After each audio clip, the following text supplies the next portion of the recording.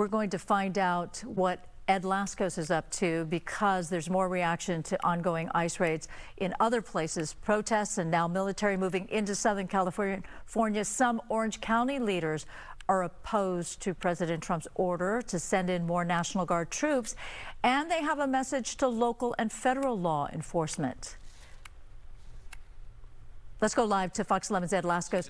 He's in Santa Ana in Orange County with the latest there, and we saw what happened last night, Ed. Is there a curfew down there? No curfew down here at all, Susan, but let's get right into it. Joe will give you a look. That is just some vehicles moving in from Homeland Security, some of the immigration officers, and what you have then is a long line of the National Guard members cutting a gauntlet through the protesters to escort those vehicles out. But we're right here in the Civic Center Plaza where all of this exploded last night, as you were saying, Susan. A lot of remnants all over Santa Ana Boulevard here of some of the rubber bullets and other projectiles that all happened. You can see some of the roadways. Joe gives you a look, all marked up here. This is where they had the tear gas flying last night when the protests, some 200 strong, couple hundred strong, protested, and as nightfall came, it erupted into violence and face-to-face confrontation with law enforcement. That's a long line there of, if you can see them, Santa Ana police and some of the National Guard members escorting some of those vehicles right across the path of the protesters down there as they're lined up. Several dozen protesters in this area right in front of the federal building here, the Civic Center Plaza.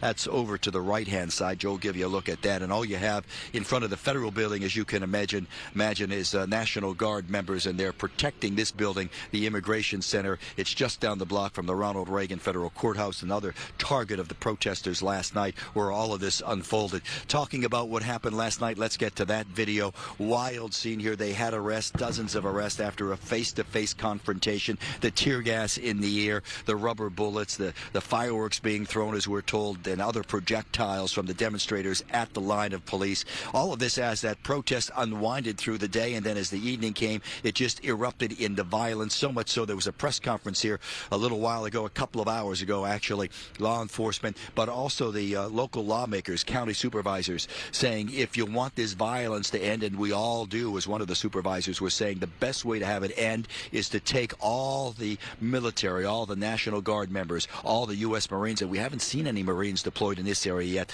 but the supervisor saying get the military out of Santa Ana. Listen to some of this. This morning we heard from our district attorney, and we agree that law enforcement needs to show the same restraint that we are asking of the public. We don't want to see any excessive force or civil rights violations by our law enforcement agency at any level. To the federal administration, we demand that you take your militarized equipment and troops and stop occupying our communities immediately.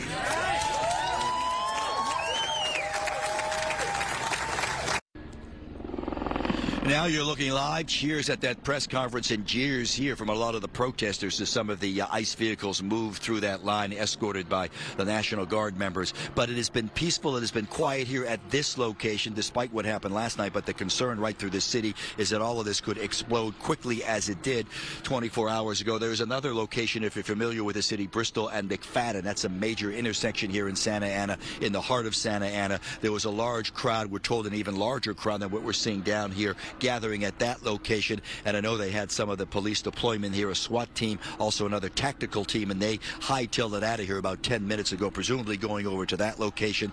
The police bird in the air also has been flying around back and forth with its night sun, so they're watching that situation, that location, also keeping a close eye on this location, as this is where all the trouble really hit last night. But right at this hour, Christine and Susan, it is relatively quiet here in Santa Ana, but you can certainly feel the tension as everybody realizes, geez, we saw what happened last night. We don't want that to happen again here tonight. Yeah, and we should note that we were there live last night in Santa Ana, bringing our viewers some of this coverage. This is Orange County versus LA County, but Santa Ana is a heavily Latino population and Asian population as well. But they did have some ICE operations there a day or so ago, and that did affect the community who was reacting to the ICE operations in their locations and also some neighboring communities as well. And what is confounding to me is what is the turning point, like what turned the crowd? So in the beginning, when we were down there, we saw, yes, a lot of people and a couple of skirmish lines, but then something happened, and it's what we saw in Little Tokyo last night as well. Like, you know, we can't quite figure out what is the trigger, what turns the crowd from a peaceful protest situation to something uglier. It seems to be, you know, in watching this the last several nights, what we're talking like 5 nights now since it all started Friday, and I've been down in downtown LA, first time here in Santa Ana, but it always seems to be the crowd. It's always tension in the air, certainly when they're face-to-face with law enforcement, face-to-face with the skirmish lines, and then you usually have one person or so who's the igniter, my opinion, and that's, I was thinking something what former LAPD Chief Bill Bratton used to call them, the knuckleheads, and it was just usually, I would watch it, there'd be one person who would excite the violence, light the fuse, if you will, by throwing a fireworks or something, or a bottle of water or something at the law enforcement, and then all of a sudden it would be on. They'd be clashing, they'd be jousting back and forth, and then the officers, particularly here last night, they were not, if you don't mind me saying, they were not fooling around with the tear gas and everything else. They really moved in quick, trying to put down the violence, trying to protect the federal area through here. And as the lawmakers were saying at that press conference earlier today down here in Santa Ana in the OC, they deplore this violence. They don't want any part of this violence. Sure, they're aiming. It's interesting. Their point is also what we heard up from Mayor Bass. We've been hearing from her that they're blaming the president and the immigration crackdown for this. Blame some of the lawmakers here squarely on the president and what he's been doing. But the others are saying, regardless of that, you know, you can protest, you can come out like a lot of these folks. Look, they're standing over there. At times you can hear them chanting, but there's no violence. And I suppose that's the point you're trying to make, Susan, is you can come out here and, you know, you could protest and you could make your viewpoint known as loud as you can, as some folks say they've lost their voice because they've just been chanting all day. Certainly you can do that, but when it comes to crossing the line physically with police, with law enforcement, smashing windows, you know, vandalism and loitering, everybody seems to just have no tolerance for that. Absolutely. Yeah, exactly, very much so. Yeah, throwing fireworks, throwing other projectiles at them. So we've seen in the LA downtown pieces of concrete. Yes. Well, I know. Can you imagine? So that is the concern. And as we look at your picture here, I would say also, having watched what happened in L.A.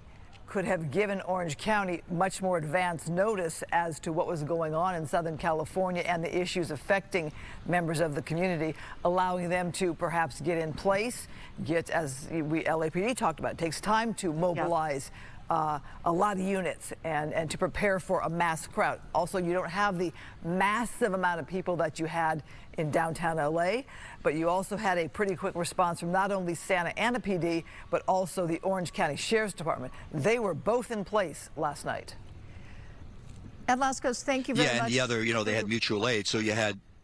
Sorry for interrupting. No, I was going to say, I'm sorry, Susan. Go ahead, Ed. No, that's all right. I was just to Christine's point. No, to Christine's point. Yes, you had Anaheim, Police, Garden Grove, many of the surrounding agencies. They had, as they call it, mutual aid here last night. So they all came rushing in to help Santa Ana Police. And Christine, you made a great point. They said that at the press conference. They saw what was happening in L.A. They had several days advance notice. They knew sooner or later, because of the raids happening here in the OC, they were going to have trouble down here, and they started to mobilize early. And that may be the difference, the big difference here.